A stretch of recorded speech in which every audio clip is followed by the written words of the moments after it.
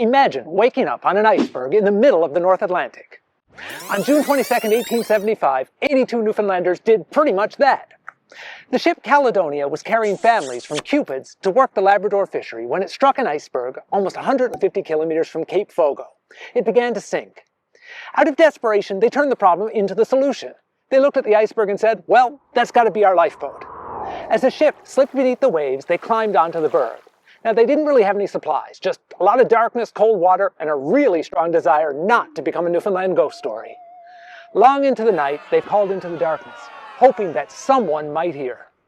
Now, anyone who knows Newfoundland knows June isn't always warm, and it's certainly not warm if you're bobbing around on an iceberg in the North Atlantic. Freezing to death was a real possibility. But miraculously, they only had to spend one night there.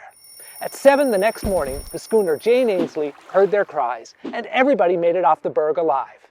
But the part that gets me, after surviving a shipwreck and an overnight stay on an iceberg, most of them turned around, boarded another boat, and continued on to the Labrador. The story of the Caledonia? That's Newfoundland resiliency in its purest form, right there.